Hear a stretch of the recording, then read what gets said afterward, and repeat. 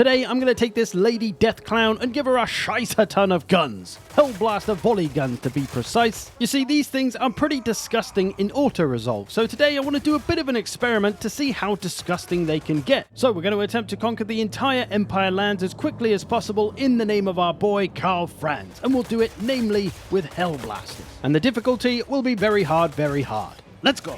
So from the start, this will be a pretty normal Elspeth campaign. This isn't some kind of Hellblaster only run. So I am going to use these other units until we can recruit Hellblasters, because we can't get them till tier 4, so it's going to take a while. So blah blah blah, I go and take the first and second province that are both pretty easy takes in this campaign. I then start getting as much growth as I can in the Wissenland province to get this to tier 4. We're already at tier 3, so we're on our way. I'm also trying to be preemptively ready for my Hellblaster destruction, upgrading the gunnery school as much as I can, taking all the techs and lord skill points to buff them up into absolute murder tubes, more than they already are, I suppose. One thing I am keeping a close eye on, though, is the von Carsteins, because they're often an enemy when you play Empire, and what do you know, by turn 31, there they are, right next to me, but they've only got 3 stacks, so they're fine, we can take them on. But then turn 32 comes along, and fuck off! There's now literally 8 stacks there all of a sudden, and I'm feeling a tiny bit less confident. But we're not at war with them at the moment, and hopefully it stays that way until we're ready. I've got the settlement to tier 4, I'm just constructing the building, and then I've got to recruit the army, so it's going to take a little while longer.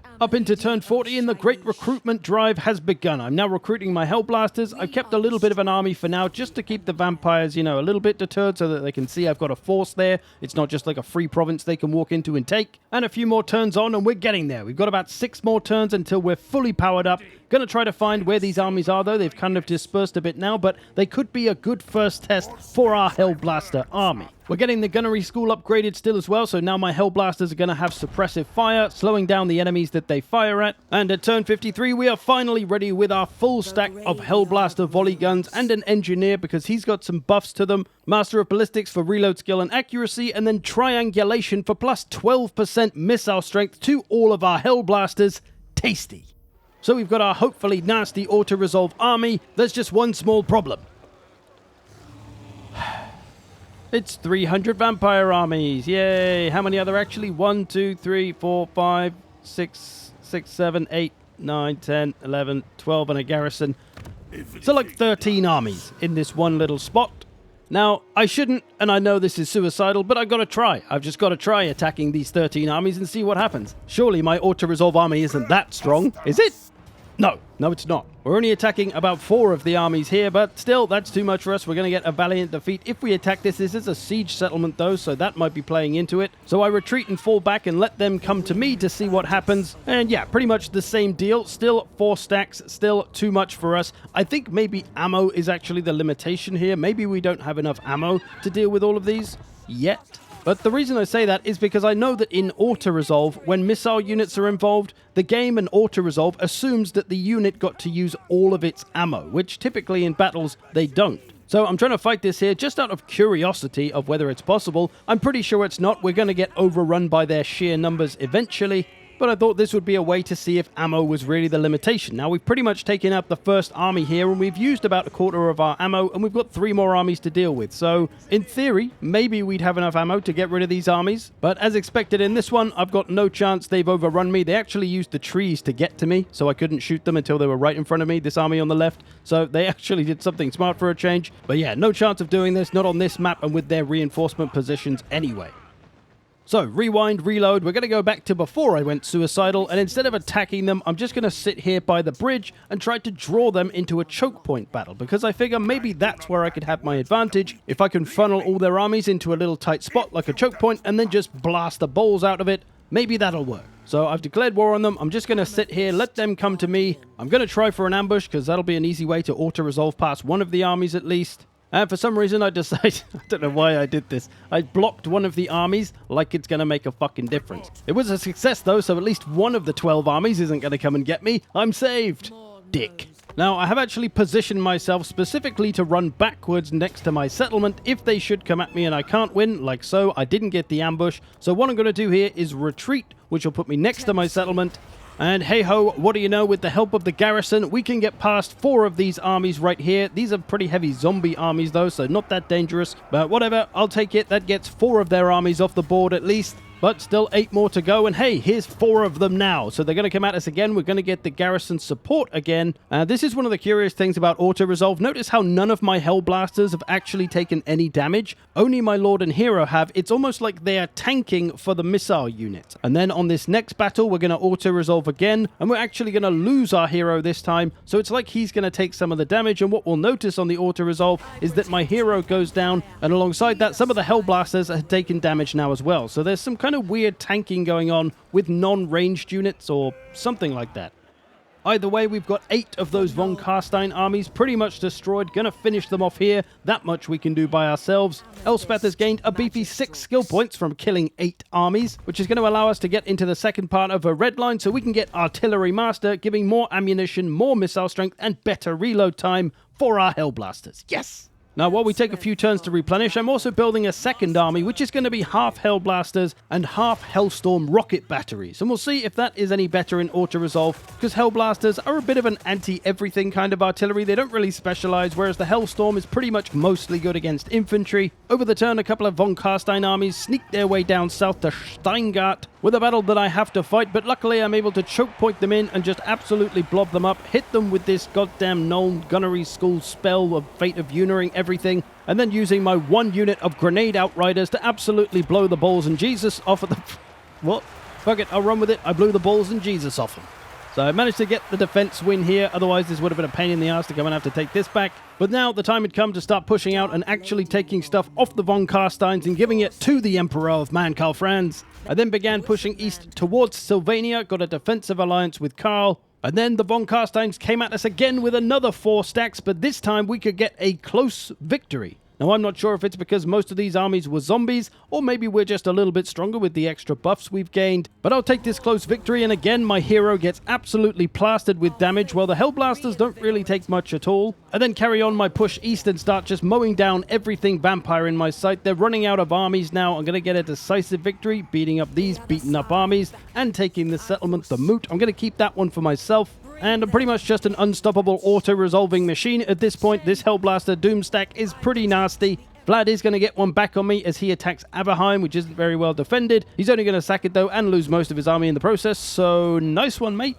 And what's more, my second army is ready and is going to start pushing in from the more northern territories of the vampires. And you notice I've got 3 units of these Amethyst handgunners. 1 because I had to recruit them to upgrade the gunnery school, and 2 because I need to get 1,500 kills with them to upgrade the gunnery school. But we can observe some more auto-resolve weirdness as they've each only got 1 kill each, which is weird enough in itself, but they also have done no damage, as you can see. So not sure what's going on there. I guess because they're outranged by the artillery, that the artillery got to use all of their ammo first, and there wasn't much left for these, but still 1 kill each. Same for my Lord. Very strange. Now at this point, I started giving all these settlements that I'd taken to the Emperor Karl Franz for the good of the Empire. I'm fine with just my 3 provinces, although I took the Moot as well, and I'm going to hold on to that, so maybe 4 provinces. I'm also going to make some money on giving these settlements to him, so it's kind of just like getting settlement income in advance. From here, I pushed onwards to Castle Drakenhof itself, and once again, I can't do it.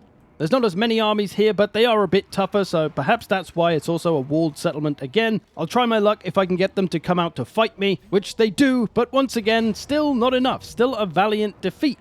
In hindsight, I wish I'd fought this battle. I feel like maybe I could have won it because there wasn't so many of them this time. They are going to go and sack Schwarzhofen, which I'd just taken. But hey, if I can't get Drakenhof, I'll take Tempelhof instead. I then thought I'd try my luck attacking a force-march army outside of Drakenhof, but nope. So I just retreated for now, but thought, okay, maybe these armies are going to come and get me though, but I should be able to retreat back to Tempelhof at least. But what did those armies do? Well, let me tell you, they ran in the other direction and did nothing. They basically abandoned Drakenhof, so that was free for the taking for me, and then the Empire was probably going to finish those armies off, so sweet. That was pretty much the end of the von Carsteins, just a few little bits to finish off, but they were all but done. Now at this point, between me and Karl, we'd conquered about half of the Empire lands, but we still had half to get. Arbal was taking some stuff, the Fecundites were still around. I'd sent my second army up to deal with the Fecundites though, because they only had the 1 settlement. But can we auto-resolve our way past this slot? No, we can't. Their garrison is pretty beefy, it's got chosen, they got some strong units here, so this is a little bit ambitious, although I'm surprised it's actually a valiant defeat. I try my luck besieging it over the turn, hoping they're going to stay in there, but they don't. They come out to fight us, and it's still a valiant defeat, so I have no choice here but to retreat. However, as we do so, they pursue us with their armies, and we're able to get a close victory on the auto-resolve, facing down there pretty much 2 stacks. And that is, of course, going to set us up to be able to take on the garrison now one-on-one, which is a decisive victory. And so with a little bit of luck there, we managed to get rid of them very quickly. So, 2 bad guys down, a couple more to go, starting with Arbal, a man who is allegedly undefeated, but we'll see how he handles 18 Hellblasters to the face. One of his armies is here in Voldenhof, but it's not up to much, so down it goes. There's another one over in Essen, but that's no match for us either, even though it's got a few soul grinders, some monstrous infantry.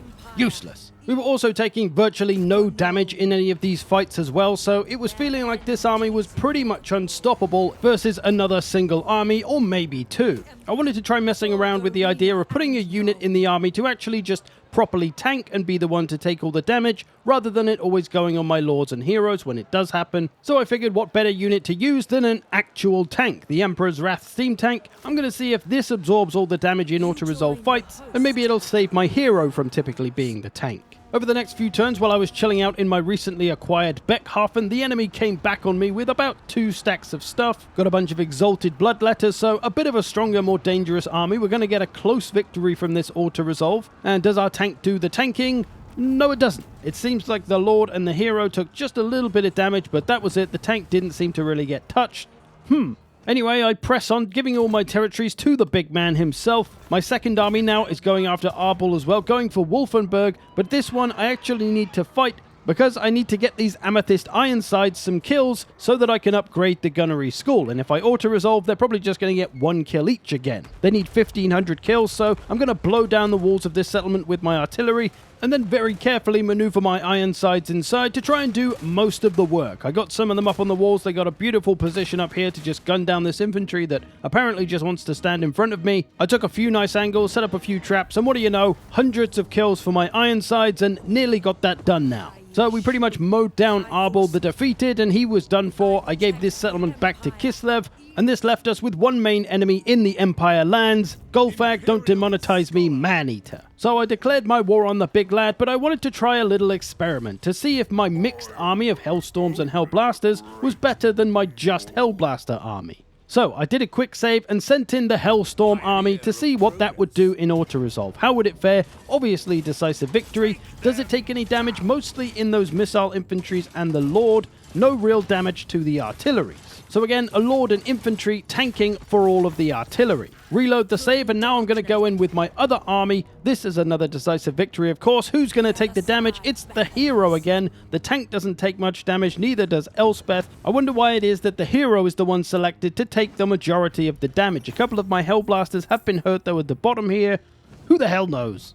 From here, it's pretty much a stomping of the rest of Golfag's forces, and naturally, the taking of all of his territory. And facing just 1 or 2 armies, my armies seem to be pretty much unstoppable still. Just got the tier 3 gunnery upgrade as well, so I can get penetrating shots on my Hellblasters, so they're going to go through more enemies, so more potential damage per shot. And of course, there are some friendly elves knocking around in the Reichland lands, so they must be exterminated for the good of mankind, and because that's what Karl would want. Now, with about 2.5 stacks and a defensive settlement, they can't get past a close victory either, so that's the end of them. How much damage are we taking? Basically nothing again.